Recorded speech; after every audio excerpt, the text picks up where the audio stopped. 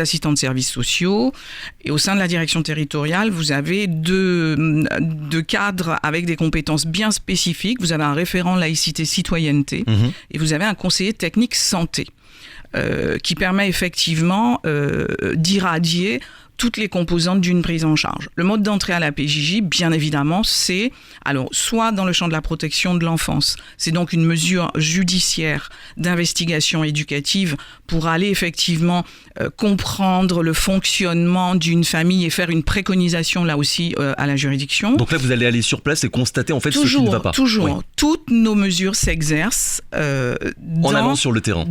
Sur le terrain, mais aussi dans le milieu naturel de vie. Si on veut comprendre, si on veut accompagner un mineur, on doit comprendre comment fonctionne sa famille, on doit comprendre quel est son espace de socialisation, en tout cas quels sont ses espaces de socialisation, et pouvoir effectivement apporter des réponses pertinentes. L'objectif, on est dans le cadre judiciaire, donc si on est exclusivement dans le champ pénal, on est quand même surtout sur la prévention de la récidive. Il faut savoir prévenir la récidive. Et c'est vrai que sur ce territoire, on a un certain nombre de dispositifs, donc des services de milieu ouvert, des établissements de placement qui relèvent du secteur associatif habilité, mais aussi un dispositif d'hébergement propre à la PJJ, donc un dispositif de famille d'accueil à la fois sur la Guyane de manière générale. Donc nos services effectivement sont implantés sur un peu ce que nous qualifions de bassin de vie. Donc vous avez effectivement Cayenne, Saint-Laurent et Kourou. D'accord. Donc là, vous avez parlé du coup du volet protection de l'enfance. Après, sur l'accompagnement... Le volet protection de l'enfance, il se limite. Le champ de la protection de l'enfance, c'est une compétence de l'aide sociale à l'enfance, donc qui relève essentiellement de la collectivité territoriale. En protection de l'enfance, vous avez deux types de protection. Vous avez la protection administrative, exclusive conseil collectivité territoriale, et vous avez la protection judiciaire, c'est-à-dire à un moment donné, quand dans l'articulation administrative, on n'a pas l'accord, les parents sont opposés ou les parents ne sont pas présents, il va falloir que la justice en fait puisse prendre la décision. Et donc du coup, on est dans un volet judiciaire. Et pour ça, vous avez un service habilité qui exerce les mesures d'assistance éducative en milieu ouvert judiciaire. C'est le SAEMO Fourca. Vous avez un service qui est dédié. D'accord. Ce n'est pas le nôtre. C'est un service habilité. Combien de mineurs sont suivis par vos services Alors, par Guyane ? nos services en temps réel, parce qu'en fait, on a des flux d'entrée et de sortie, mais c'est vrai qu'en temps réel, on a on est entre 450 et 500 mineurs suivis. Et c'est un chiffre qui évolue de quelle manière depuis ces dernières années ? C'est assez stable ou bien vous constatez une augmentation ou une réduction du nombre de ces mineurs ? On n'a pas de réduction. Oui. On a constaté effectivement sur ces derniers mois une stagnation. Liée à l'épidémie de Covid-19 ? Non, même pas. Non, liée effectivement. Peut-être. Oui. Moi, je fais pas le lien, donc je ne l'avancerai pas. Je n'ai pas d'éléments qui me permettent de le dire, mais en tout cas lié à l'arrivée, de la mise en œuvre en fait du CJPM, du Code justice pénale des mineurs. Eh ben on y reviendra parce que c'est un sujet très important dans quelques minutes. Quel genre de profil ? Vous nous avez parlé du nombre de mineurs que vous prenez en charge. Quel genre de profil ? Je me doute bien qu'il doit y avoir une infinité de profils différents, mais est-ce que vous pourriez nous donner des illustrations concrètes finalement des situations que vous prenez en charge ? Ce serait un peu caricatural de le faire. De manière globale, ce qu'on peut retenir, ce qui est important de retenir, c'est que quand un mineur, quand il y a un passage à l'acte, il y a forcément des désordres.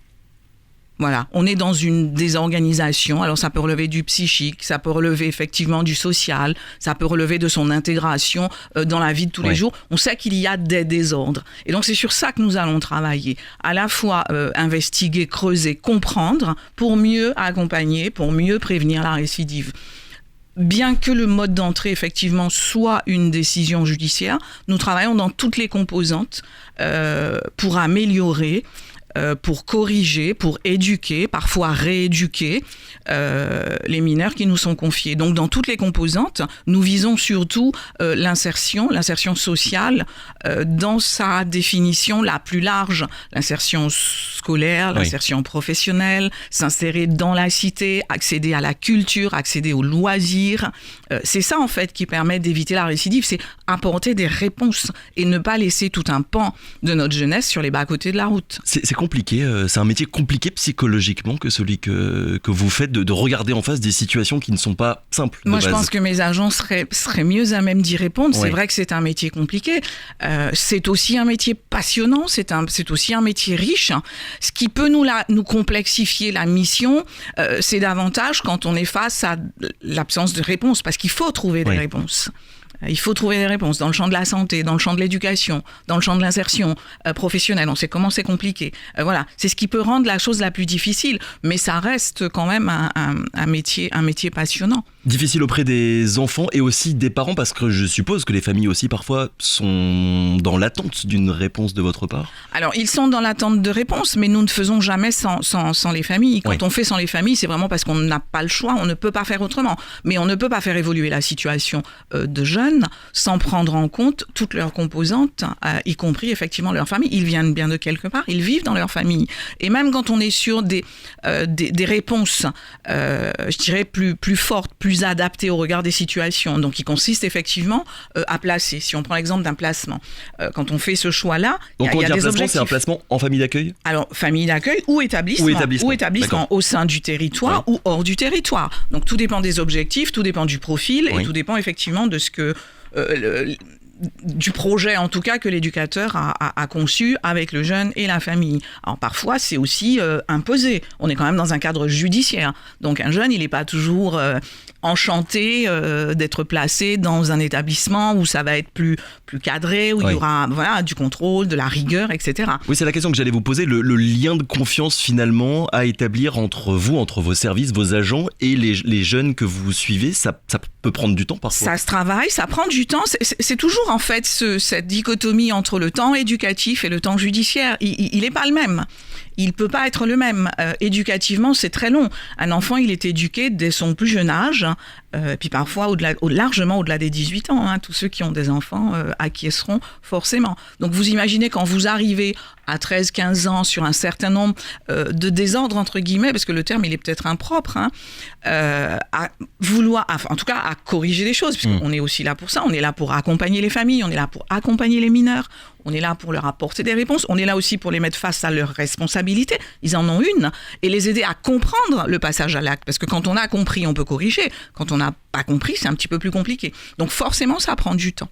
Alors Patricia Viator, on est en pleine période électorale, la justice des mineurs, comme bien souvent, elle est critiquée par un certain nombre de candidats comme étant trop laxiste, à droite comme à l'extrême droite, on demande un durcissement de la réponse juridique face aux infractions qui sont commises par des mineurs. Je vous demanderai pas, évidemment, de commenter les propositions. Mais parce que je ne vous répondrai pas, évidemment. Non, mais vous allez comprendre le sens de ma question. C'est que la chose qu'il faut quand même dire et qu'il faut rappeler, c'est que depuis 1945, il y a de nombreuses réformes qui ont multiplié les outils répressifs et qui ont progressivement rapproché la justice des mineurs de celle des majeurs. Aujourd'hui, qu'est-ce qui différencie encore la justice des mineurs et la justice des majeurs ? Elle l'est toujours. Ouais. Ce qui a créé, en tout cas, ce qui fonde effectivement l'existence de la protection judiciaire de la jeunesse, qui à l'époque s'appelait l'éducation surveillée. D'accord. Allez comprendre pourquoi, mais je crois que c'est évident à comprendre. C'est l'ordonnance du 2 février 45, qui a subi quand même tout au long de ces dernières années, parce que 45-2021, il s'en est passé du temps, énormément de modifications. Donc par des décrets, par des textes qui étaient rajoutés, voilà. Donc on avait l'ordonnance de 45 et puis un certain nombre de décrets qui venaient corriger au gré de l'évolution même de la délinquance juvénile. Celle qu'on a connue en 45, alors je ne l'ai pas connue, je vous rassure, n'est pas celle d'aujourd'hui, n'était pas celle des années 80, n'était pas celle des années 2000. Donc en fait, le texte a sensiblement bougé, a été, on y a rajouté un certain nombre de dispositifs et il est apparu important aux législateurs effectivement de pouvoir refonder tout ça dans un texte unique, global, le code justice pénale des mineurs. Et bien justement, ce code de justice pénale des mineurs, il est entré en vigueur au mois de septembre. Qu'est-ce qu'elle permet, qu'est-ce qu'elle change véritablement cette réforme ? Alors, qu'est-ce qu'elle change ? En tout cas, elle garantit en fait 3 éléments importants qui étaient déjà dans l'ordonnance de 45. D'accord ? Donc effectivement, la primauté de l'éducatif sur le répressif. Donc on reste toujours dans ce volet éducatif. Ça, oui. Le code ne l'annule pas. On est sur Une rapidité aussi, la minorité, les jugements. La question, effectivement, prendre en compte effectivement le fait qu'un mineur, c'est pas un majeur. Un jeune de 13 ans, c'est pas un de 25 ou de 26. Et puis, paradoxalement, elle vient, ce qu'elle vient modifier, c'est aussi, le code, en fait, vient borner le temps. D'accord ? En fait, on englobe toutes les procédures. Oui. D'accord ? On est sur un code qui est simplifié, en tout cas qui doit l'être, et puis elle vient effectivement garantir des délais de procédure, parce que ce qu'il faut savoir, c'est qu'antérieurement, les délais étaient particulièrement longs. Donc ça vient garantir les délais de procédure. Là, effectivement, c'est trop tôt, hein. On pourra en parler dans 6 mois, dans 1 an, on pourra en tirer des enseignements, mais ça, c'est relativement important. Et ça garantit effectivement le principe même de l'ordonnance de 45. Oui, on n'a pas annulé ça. Donc, garantir des délais de procédure, c'est extrêmement important. Qu'un mineur soit jugé dans le cadre de sa minorité et pas au-delà, effectivement, largement au-delà de la minorité, ça a du sens. Ça a du sens. Ça peut donner de la visibilité aussi au commun des mortels, quand on peut penser effectivement que la justice est laxiste, qu'elle ne juge pas et qu'il n'y a pas de réponse. La nouveauté, c'est que ça vient aussi prendre en compte, dès le début de la procédure, le statut de victime. Il y a toujours une victime. Et quand on dit que la justice est laxiste, c'est parce que la victime, elle n'a pas vu les résultats. Si le jugement arrive 5 ans après, la victime, elle est où ? Voilà. Et donc, c'est ça que ça vient poser. Et pour moi, c'est ce qui est important et c'est prépondérant, en fait. Il y a certains auteurs, mais il y a aussi une victime. Je suis tombé sur ce chiffre, 45% des mineurs qui sont jugés avant la réforme dont on parle le sont à l'âge adulte. Donc, il y avait un vrai besoin d'accélérer les choses pour que ce soit plus visible. Après, on sait aussi que quand les choses ne sont pas faites dans les délais, ça peut rejoindre effectivement votre question initiale à laquelle je n'ai pas répondu et que je ne répondrai toujours pas. C'est aussi la question des moyens. C'est quand c'est pas jugé, c'est pas juste parce qu'on n'a pas envie de faire ou les gens. Voilà, c'est aussi une question de moyens. C'est des procédures lourdes, longues. Et puis c'était aussi un millefeuille. Sous l'ordonnance de 45, le même jeune, il pouvait avoir 5-6 mesures totalement différentes. Hein. Vraiment totalement différentes. C'est le même mineur. Alors les faits sont différents, bien évidemment, mais c'est le même mineur. Donc le travail exercé dans sa globalité, c'est toujours le même. On va travailler sur tous les champs que je vous ai cités. La santé, la scolarité, l'insertion sociale, mais au terme vraiment le plus large possible.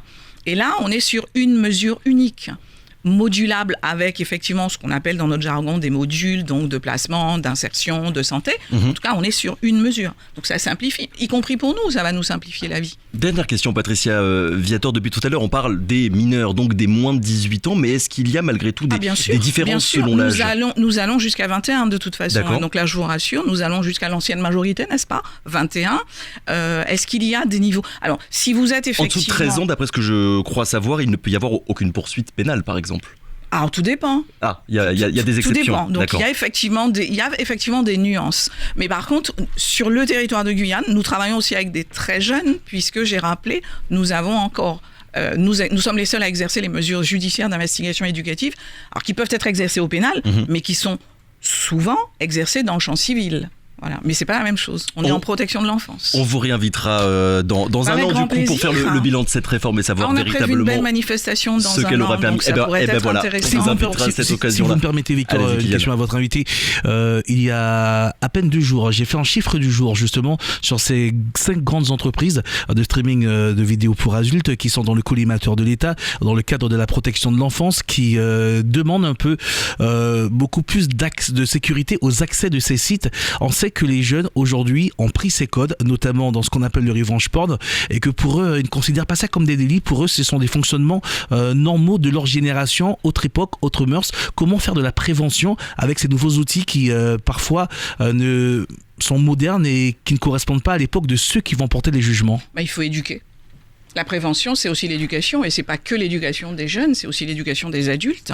Il faut que chacun s'intéresse à ce qui il faut que chacun se préoccupe de ce qui intéresse son enfant, quel que soit le champ. Oui. Et éduquer, effectivement, on doit éduquer. On disait tout à l'heure, on est passé effectivement, la délinquance juvénile en 45, en 2000, en 80 n'est pas du tout la même qu'aujourd'hui. Mais on a vu tous les outils qu'on a, qui sont quand même d'un accès relativement facile. Donc comment on éduque ? Et on n'est pas les seuls, il n'y a pas que la justice qui éduque. Je veux dire, tout le monde, à tous les niveaux, éduque. La famille, l'école, les réseaux de socialisation aussi. Un outil, il existe. Je veux dire, tout est bon de manière normale, mais tout doit être sous contrôle, en fait. Et il faut éduquer les parents, il faut éduquer les jeunes. Alors, Nous, c'est ce qu'on fait. Je parlais effectivement de 2 entités, en tout cas de 2 professionnels bien spécifiques au sein de la direction territoriale qui ont des missions un peu spécifiques parce qu'ils ne prennent pas en charge des jeunes, ça vous l'aurez compris, mais qui travaillent effectivement autour des médias, par exemple, qui travaillent autour du comment développer l'esprit critique aussi. Voilà, c'est-à-dire regarder, voir, mais aussi avoir un jugement, un regard critique. Et ne pas tout accepter. Je dis, on n'est pas des éponges, en fait. On n'est pas là pour tout accepter. Donc, effectivement, ce travail-là, on le fait. D'autres le font. Nous ne sommes pas les seuls. Des associations, les établissements scolaires, les établissements de placement. Tout le monde le fait, avec un certain nombre d'outils. Alors, la prévention, ce n'est pas notre mission première. Mais nous avons dans toutes nos activités un champ de prévention. Nous avons des outils qui sont mis à la disposition des autres. Vous avez un certain nombre d'expos, notamment l'Expo 13-18, l'Expo Moi Jeune Citoyen, qui circule un peu dans les établissements et qui servent effectivement à ça, à pointer du doigt un certain nombre de choses et puis à libérer la parole aussi, à faire prendre conscience. Éduquer, c'est aussi permettre à un jeune de verbaliser, qu'il comprenne aussi pourquoi il se retrouve là et à quel moment ça peut devenir dangereux. À quel moment ça peut contrevenir à la loi ? Radio Pays.